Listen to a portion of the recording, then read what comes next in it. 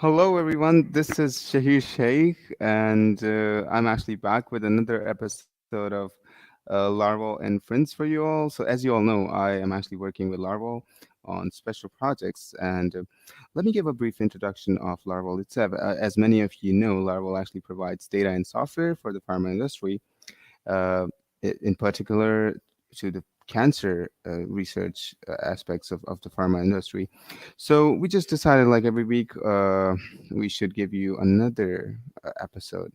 And we're back with a new guest, like every time. So we have Mr. Daniel Jaramillo, who's actually very keen on the metaverse. So I'm actually hoping we will be having a lot of interesting talk coming ahead for our audience. So over to you, Daniel. Would you like to give us a quick introduction of yourself so we can start the podcast formally? Hey Shahir, thank you for having me. Yeah, well, my name is Daniel Jaramillo. I'm based in Colombia. I'm an industrial designer and I do UX UI work for Larval, and I'm very happy to be here today. Great to have you, Daniel. Great to have you. So I actually forgot to mention that Daniel's. Yeah. So the beauty about Larval is that we have. We have been working in a lot of countries. Like we have employees in a lot of countries. Like Daniel is from Colombia, Cali, Colombia, and I'm speaking from Karachi, Pakistan. And Mark Gramling is also with us right now, and he's actually within the states. So it's actually quite a diverse kind of a workforce for Larval. So yeah, as we as we are moving ahead with time, we are working more and more closely with the metaverse. In fact, the team of Larval, has been working from the metaverse since a while now. So, just a bit of an intro or your take, if you'd like to tell us a bit about how do you see the metaverse itself, Daniel? How do you feel about it? Like there are some people who feel that that is the future, but then there are a few people who feel it might not be very good for the mental health of people, of human, uh, you know. So, what's your call on that? So, it's interesting because for a bit of background, I first got my headset and before the whole metaverse craze started around September October 2021. And I've been using it for a while before joining Larval. Uh, so I consider myself to be kind of an early adopter of the VR metaverse kind of space. And I feel like for me, the metaverse is more of a social revolution because it allows you to be present with people and have like instant connection with people that live very far away. So, for instance, every Friday, I meet up with a couple of friends that I made in VR. I don't know them in real life. They live in completely different continents, and we watch a movie in VR. And it's something that we would never be able to do that anywhere else. And it's not the same experience as watching it on Zoom or on a computer anywhere. It's more familiar to be in VR. So I feel like um, it will first begin as a social revolution that will then permeate to the rest of the aspects of life in general. Hmm. Hmm. And like everything new, it's still it's still relatively a bit new. Like internet used to be in '95. Like Bruno says frequently. So I mean, there would be drawbacks. There would be a few people who would say, "Oh, that's not going to work. That's not going to be good." What do you think? You just mentioned it's going to be a social revolution, which in my view, I actually feel that it might bring people closer. Right? Uh, there would be there would be lesser wars actually if people start interacting more from different continents and all. So it would be. I see it as a tool that might be very useful for a better future for the whole globe. Uh, what do you think about that aspect? I definitely feel like it's gonna be a revolution. Like it's gonna start changing people's lives when they understand that they don't need to travel to have an experience or to be with someone else in the same space, quote unquote. Because I mean it's a virtual space, but it's still a space. Uh, but what's more interesting for me is the making new connections part. So when you're in VR, the sense of spatial awareness that you have, it makes social interaction much more natural. It's much more akin to what we're used to when we're sitting across a table with some friends, when we're sitting and going on adventures with friends, such. So I do believe that it takes some getting used to it. It has a learning curve, as everything does, and the avatars might be a little hard to look at the beginning, but when you get used to it and you go down to the nitty gritty of it, it's the same experience as being with someone. It's the same experience as having those friends over. So it will Hmm. permeate most aspects of our lives, starting with socialization and then moving on to events, as we've seen it do for a couple of months now. Uh, all the concerts that have are being having in the metaverse and different metaverse spaces, uh, and then eventually it will be our first place, as we like to think. Hmm. And you know what? I actually see the metaverse as a big opportunity for the modern business since in fact, since the creation of internet, it might be the next evolution of digital platforms. And you know, because as we know, it's the successor to today's mobile internet.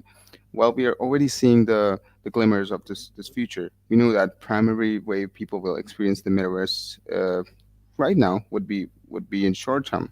It would be through 2D apps like we have some of the names are Decentraland and other apps like that. This actually means that it's a bit critical to stay focused on the skills you're using today to help grow your business on different platforms, right? So as these foundational help, as these businesses would grow and start adopting the metaverse more and more, I think it would definitely get more common. But this is a huge opportunity. Like the professionals, the businesses, the companies adopt the technology, the better it would be for everyone around us. So I think it's going to be a transformational business opportunity as well if you would see it from the commercial aspects. So yeah, and as you mentioned, I actually had that word about social evolution. Uh, how do you think people are embracing different cultures today? How do you think about the culture of the Met? I think it's a unique kind of a culture because it's not from one continent. I'm speaking from Colombia, I'm speaking from Chile, and we know that people are actually going for events almost every weekend. They're partying and people who are gathering, who are just like as you mentioned, room the How do you see that culture evolving in countries? But just a different thing, So first off, I agree with you in which Web3 is a whole new opportunity for the internet, as the transition from Web 1 read only to Web 2 interactive web over to what we could define as the internet of spaces, the internet of interaction, the internet of connection. Web 3 over for brands would be a great step. But as always, it will take a while for people to adopt it because I mean even in some places, people are just barely moving into Web 2 and having an internet presence. Uh, but culture is is a different thing, yeah, because as I think we all understand, there's something we could call internet culture, which is the subculture of that was created once we could connect with people from all around the globe in forums, in comment sections, reading the same information or close to the same information. Uh, with VR, it's a little more interesting because you still have the anonymity part that the internet provides, and we've seen how that's not maybe the best thing to have. It kind of gives some people a lot more freedom that they want, and due to this like three dimensionality of the space and the connection that you can have with people, the effect that someone that doesn't have great intentions has is much worse than in the real normal Web 2. But I do believe that there will be like a Web 3 culture. We've seen it right now with the whole crypto thing. Um, how you have like a subgroup of people within the internet that now push towards this new revolution. Uh, I am very excited to see what this turns into and what we can call Web3 culture and an internet, like spatial internet culture. That would be very fun. Hmm. Yeah, we all are very keen, and we're all are actually having our eyes on what's going to come next because of how interesting the metaverse itself is. And I just had this short thing that I'd like to share. So a couple of days back, my grandmother was actually visiting, and she hasn't been able to visit one of the holiest site, which is for the people of my religion, for Muslims specifically. She hasn't, it's a big thing for her.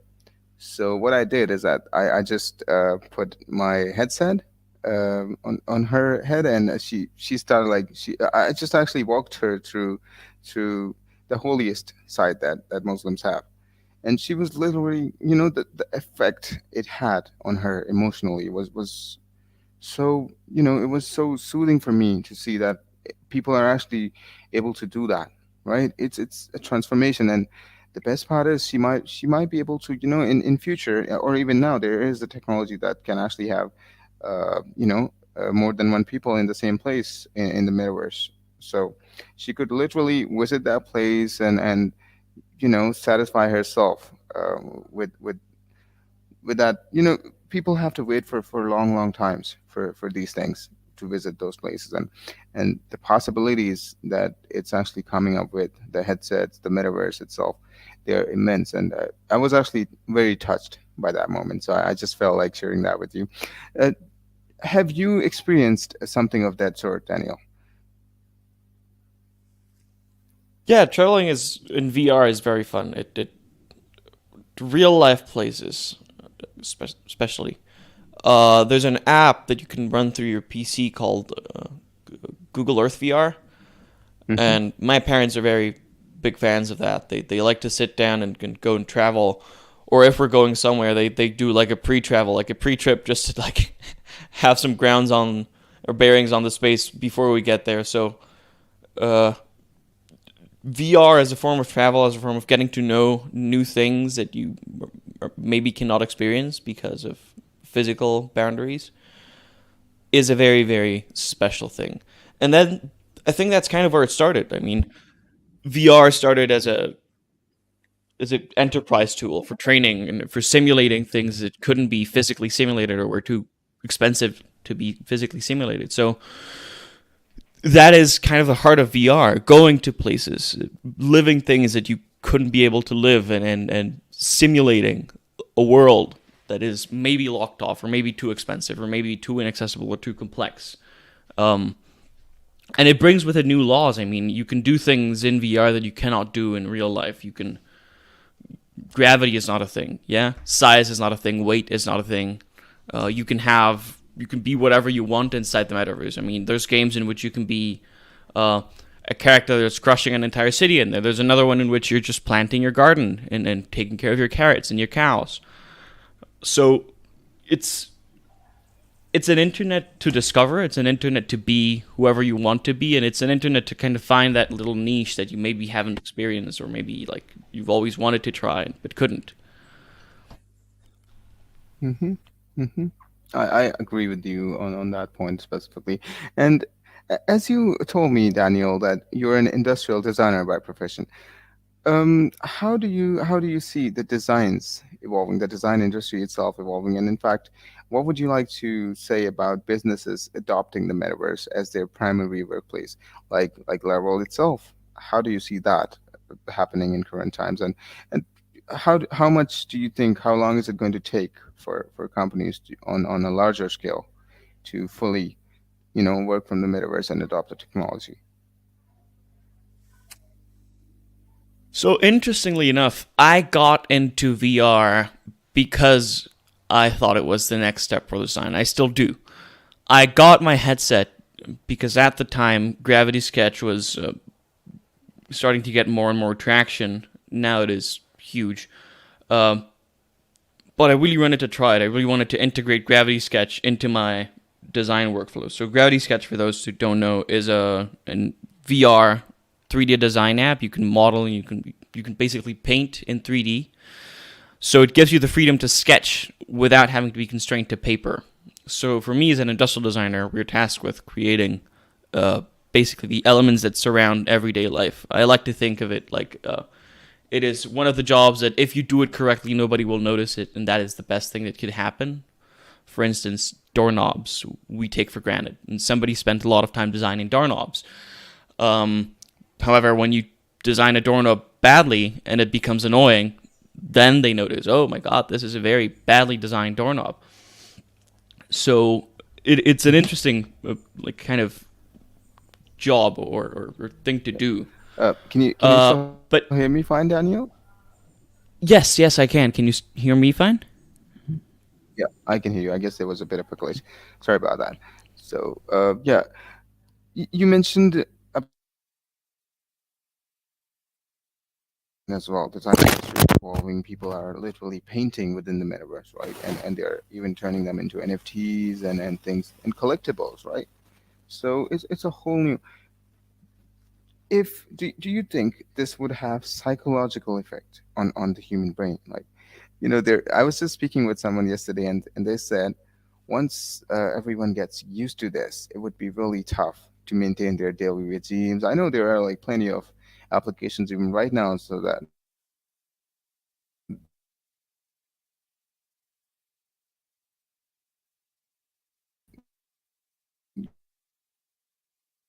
you can even share your own experience because you have been working for the company remotely from the metaverse.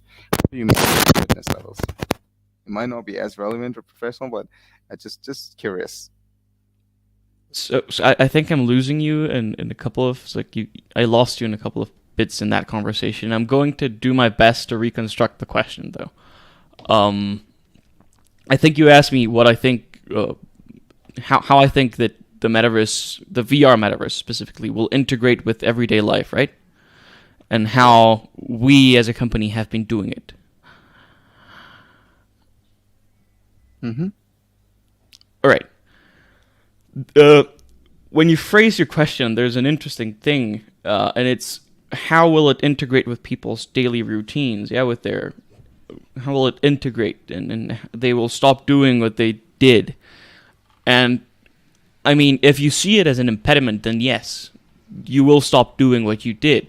But if you now see it as, well, I end my workday and then I need to cut off and do something else, my hobby, and my hobby is painting in the metaverse. It's painting. It's painting.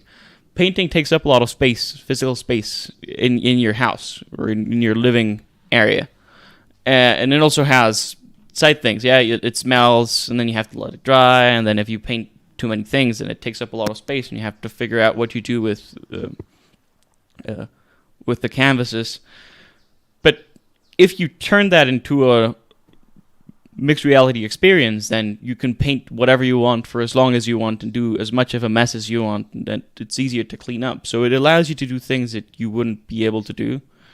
So for me, it's not much of an impediment. It's more of an enhancement. It's more of when it integrates into people's lives, how will it integrate into people's lives? And I think what we are doing, moving into the metaverse as our primary place of work, really, first off, brought us closer.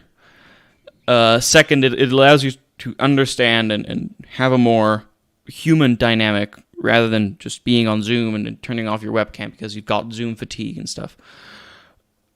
But it also kind of brings people into this space, and it shows them, hey, there's other things you can do, and there's other things like you have a little separation between your work life and space and your normal life and space because you can quote unquote go to the office without going to the office.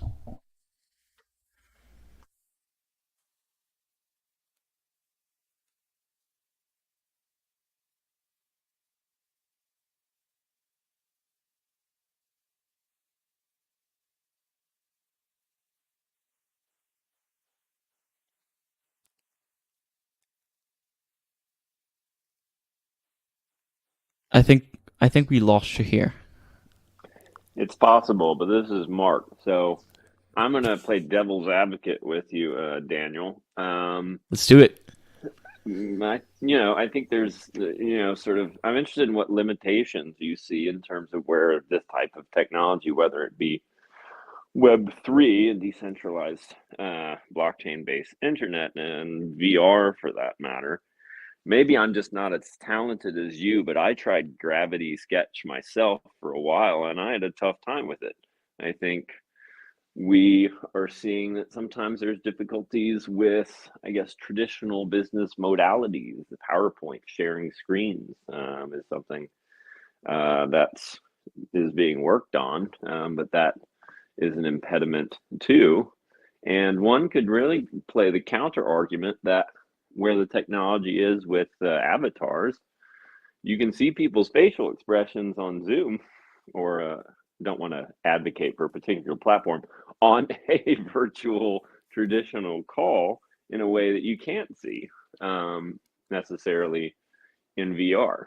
So I don't know if that was a question or a statement, but from a design standpoint, is the technology where it needs to be to where you can truly, it enhances your work in that domain space, or do you see limitations to it? Where's the technology from a design standpoint? I think the technology is well advanced for a social standpoint, but I think it has some steps to be had in the tradition, in some of the more traditional business elements. So where would you see from your experience where these technologies are limiting and where they need to be improved to actually be the place to go? Because we're being all very positive here, but I'm wondering the Yeah. negatives that you see. So Oh, the gravity sketch, like boundary you mentioned, is an interesting one because I think that happens for most of VR. We've seen it with clients. We've seen it with new people that are coming into the metaverse and to join our meetings. The amount of time it takes to onboard someone and get them into a metaverse space is honestly overwhelming. I mean, I really appreciate when most of people stay a couple of hours or an hour just on a mhm. call for us trying to get them into a space, because the process of coming into or even changing metaverses within the headset is complicated, and it's not anywhere near where it should be for it to have decent adoption. And then avatars, as you mentioned as well, are a big impediment because, for instance, there's like a big divide. You can have either a cartoonish avatar that simulates facial expressions and eye contact very well, Mhm. as the meta avatars do, or you can have a photorealistic avatar ish that tries to look as close as it can off a picture to what you look like in real life, and then that one kind of brings you closer to the person as a person, but it doesn't do the same things as the simulated cartoon avatar does. So there is still a bit of a big block in that sense. Facial expressions are, of course, as everyone would know, very important. So what the metaverse is right now, without any way of reading them, is mostly just like a spatial audio call. It's like having a phone, but the phone moves around in space, and then it simulates a mouth moving and hands. However, I do think that when you use the device a lot, when you spend a lot of time in the environment, you kind of adjust for that. So I find myself using my hands to give a point across, or share maybe what my facial expressions are doing at the time a lot more when I'm in headset, um, or being a little more descriptive when I'm in headset because of the impediment of not being able to see the people. But for me, it came sort of naturally. But I do feel like what you mentioned with Gravity Sketch at the beginning,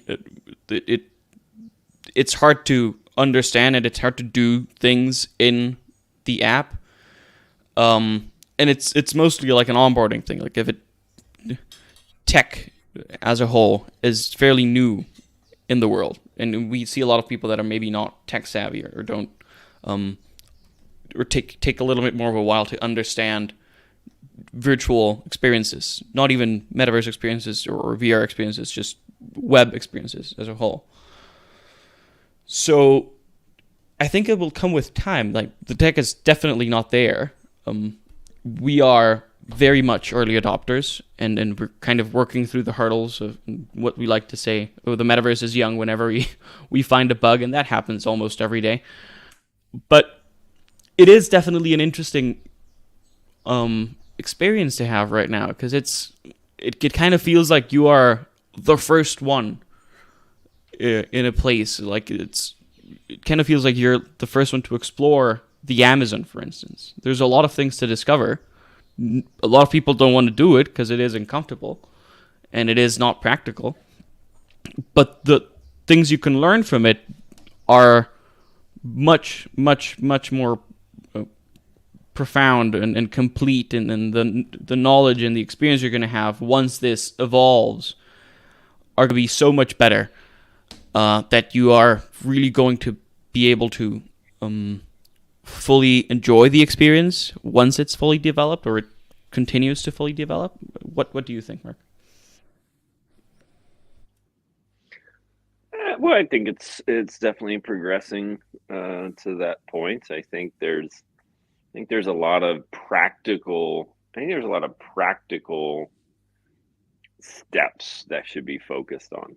I think what you're expressing is really some of the bigger, larger questions that I guess I mentioned myself, avatars and facial expressions and things of that nature.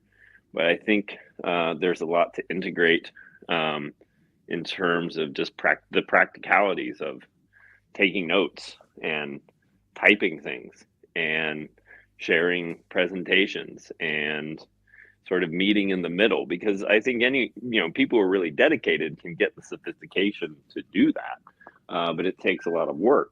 um, I think for this type of technology to expand as a day-to-day tool for people, I think it has to meet in the middle with the practicalities of what people are used to and how Web 1 or Web 2 works. Um, to and I think there's some meeting in the middle to be had. So I don't know why I'm being so Hmm. contradictory today, but that's what I'll say to it. And Shahir, I think we got you back. Yeah, I think. Before I say Mhm. anything Yes, more sir. negative, So I'll turn it back over to Shahir. yeah, I think it's a relatively new technology. It would keep evolving. Internet took a bit time, so I think we should give some time to Web3 as well. And I'm sure it would turn out to be better than any other technology that we had in the past. So as we're towards the end of the call, Daniel, and we usually have maybe a one-liner that we can take from this call. What would be your advice to people listening to this? Maybe you can keep it related to the metaverse, and then we can follow that up with the concluding remarks to close the call. My advice. Interesting. Maybe an uh, advice, or maybe something that you want people to take out of this call. It's your forum, Daniel. You can say whatever you want. You've got 1 minute. well, I mean, I would really encourage people to use VR as their main space. So if you're at Larval, try and have most of your meetings in VR. Do what you can to just like try and experience the metaverse as it is right now. Because I feel like by experiencing it, we'll find ways to make better use of it. And if you're not in Larval, then also try and experience the Mhm. metaverse. Period. Yes, come to the metaverse, meet us at Larval, and yeah, I mean, we would love to interact because we have a really nice team. So as the time, the essence here as well, we would like to thank you all for tuning in and listening to us, and thank you very much, Daniel, for joining us today. Thank you, Mark. Thank you, guys. Thank you, Shahir.